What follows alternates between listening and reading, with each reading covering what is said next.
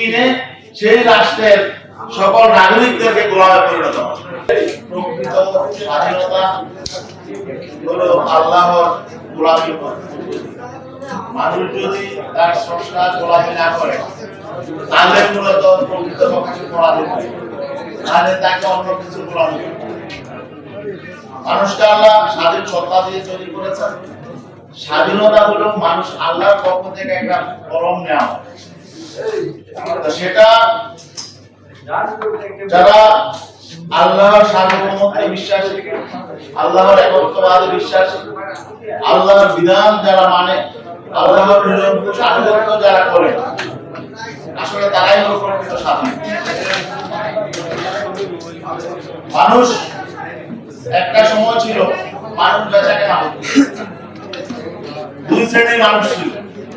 একটা শ্রেণী ছিল গোলাম, মানে যারা হাটে বেচা কেনা হতো, আরেকটা শ্রেণী ছিল স্বাধীন। তখন আসলে এমন আধুনিক জাতি রাষ্ট্র গঠিত হয় না।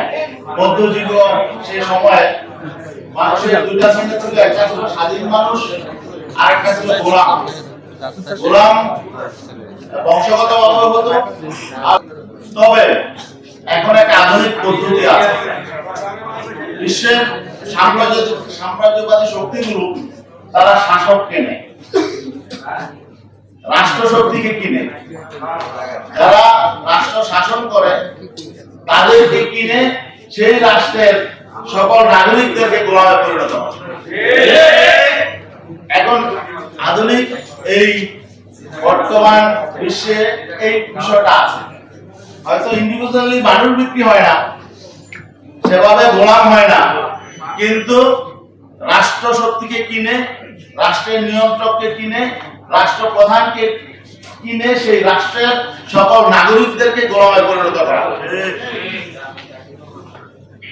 আমরা আছি এই জাতীয় একটি রাষ্ট্র। এখানে আমাদের যারা রাষ্ট্র পরিচালনা করে আসছে তারা বিক্রি হয়ে যায়, তারা নিজেরা বিক্রি হয়ে যায়, আর আমাদের জাতি হিসাবে আমাদেরকে তারা গোলামে পরিণত করে। 47 থেকে 71 23 বছর ছিল। 23 বছর আমরা শোষিত হয়েছি পাকিস্তানিদের মাধ্যমে।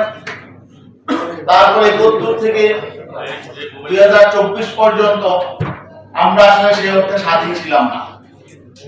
আমরা স্বাধীন পতাকা পেয়েছি, স্বাধীন মানচিত্র কিন্তু আমরা 47 পেয়েছি। আমাদের যে ভূখণ্ড, আমাদের যে টেরিটরি, এটা কিন্তু 71 না, এটা কিন্তু সেই 47 সীমানা। 47 কিন্তু আমরা এই ভূখণ্ড পেয়েছি।